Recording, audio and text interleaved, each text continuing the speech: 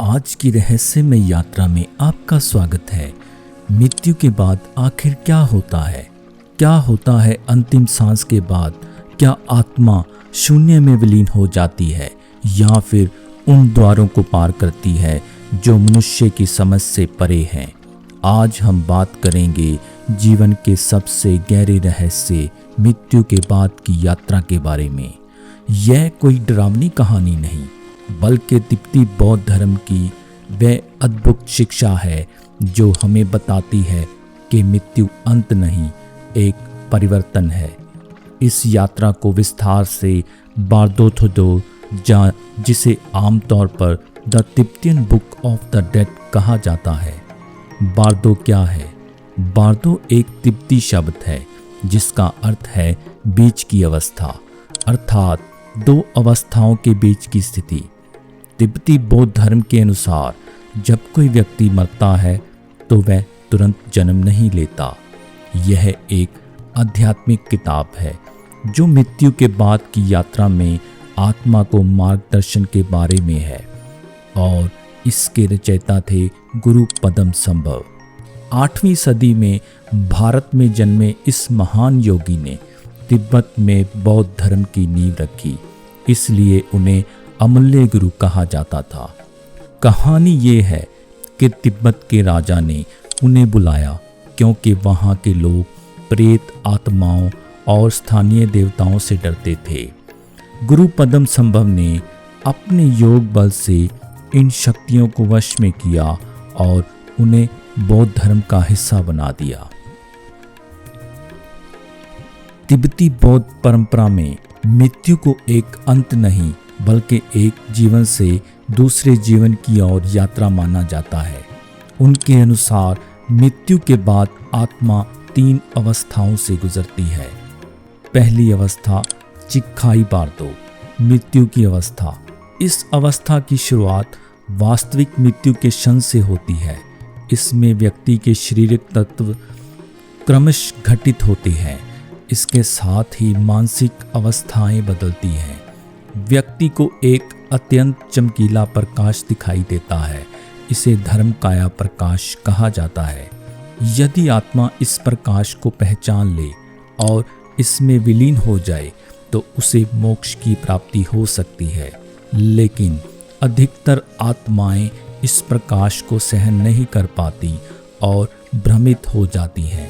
इस प्रकाश को पहचान कर मोक्ष पा सकते हैं, लेकिन जो डर जाते हैं वह अगले चरण में चले जाते हैं। आखिर क्यों डरते हैं लोग?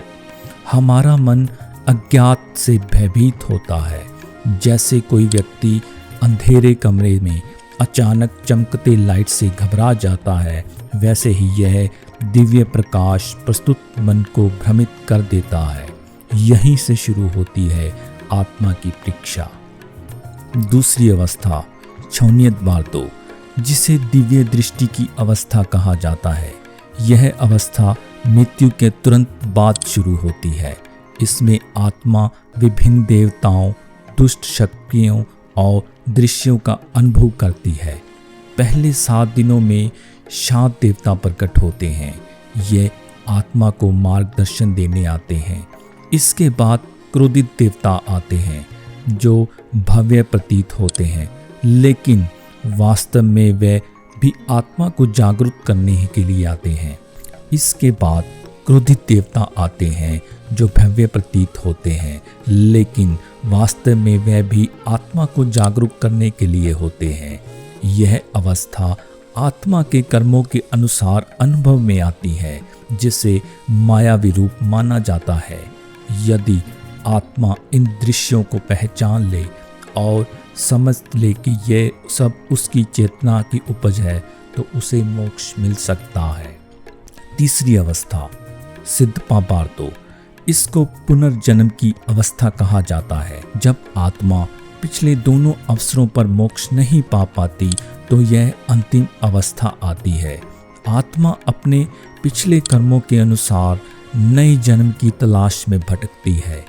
उसे भविष्य के माता पिता, वातावरण और जीवन स्थितियां दिखाने लगती है। इस दौरान आत्मा आकर्षित होती है उन परिस्थितियों की और जो उसके अगले जन्म को निर्धारित करते हैं। यदि इस अवस्था में आत्मा पूरी तरह सज्ज और जागरूक हो तो वह पुनर्जन्म के चक्कर से मुक्त हो सकती है, अन्यथा वह अगले जन्म में प्रवेश कर जाती है।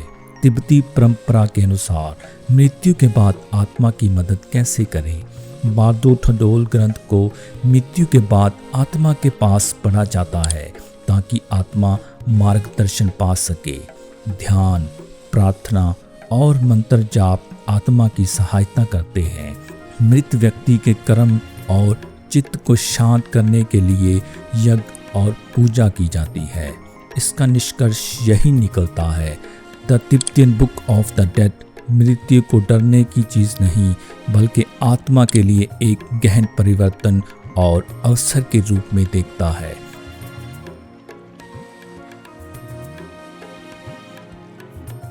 आत्मा को 3 प्रमुख बार्दो अवस्थाओं से गुजरना होता है और प्रत्येक अवस्था में उसे मोक्ष प्राप्त करने का अवसर मिलता है। इस ग्रंथ का उद्देश्य आत्मा को यह समझाने में मदद करता है कि जो भी अनुभव हो रहा है वह उसकी अपनी चेतना का हिस्सा है और यदि वह उसको पहचान ले तो उसे जन्म मरण के चक्कर से मुक्ति मिल सकती है। कैसी लगी आपको यह अनोखी जानकारी? हमें कमेंट में ज़रूर बताएं और ऐसे नई जानकारी के लिए हमारा चैनल सब्सक्राइब ज़रूर करें। धन्यवाद।